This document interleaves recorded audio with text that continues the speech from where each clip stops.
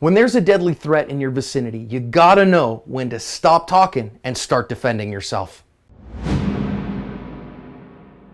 Hi everyone, this is John with today's active self-protection lesson from Bullhead City, Arizona. It's an officer-involved shooting that we're going to see escalate very, very rapidly, and it's going to teach us a couple of important lessons, whether we're law enforcement or CCW, about a deadly force in our vicinity and how fast somebody can get a gun up on target and get shots downrange.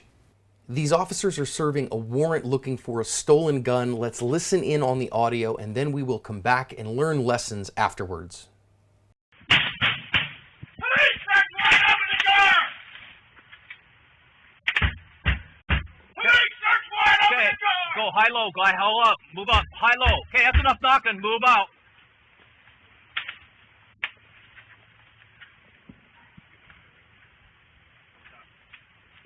Come into the door! Come to the door! Come to the door! Drop the gun! Drop the gun! Drop the gun! Drop the gun! Drop the gun!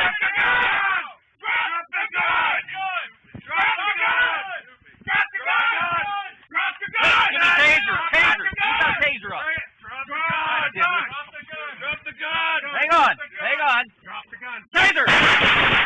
The suspect here did not make it, and the officer that he shot has recently been released from the hospital. Read all about it in the description. I want to go back now and I want to learn a couple of lessons here, some very significant ones. Number one, we talk about having white light, and it's not just for the nighttime. You notice here that these officers are looking into a darkened house from outside where they have great light. So having a white light is good even in the daytime. Secondly, we see the officer light him up there, and you can see immediately that right now he has something in his right hand. I don't think that we can assess exactly what that is.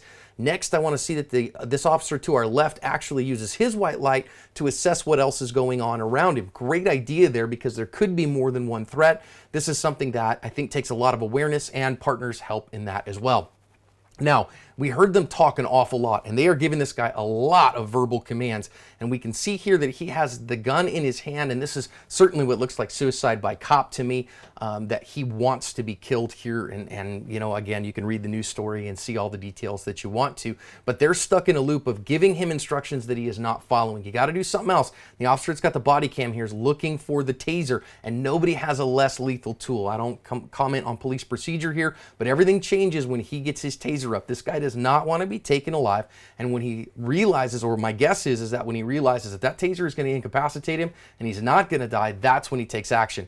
So now we talk about how fast can you get your gun in the fight, and we ask, well, why didn't they give him more chances? Because what we see here is that when he decides to act, I think there was our first shot right there, that before any of these officers can get a shot off, and they're up and on target, his action is faster than their reaction. He's able to bring the gun up and fire. Now we start to get some more actions there. We see the first round come from the officer on the right through the glass. You've got to have some understanding of how glass is going to change your ballistic trajectory. That's a subject for another day. We see the officer firing here, but this guy firing as well. I think that was the shot that went into the body armor of one of the officers. Thankfully, he was not hurt.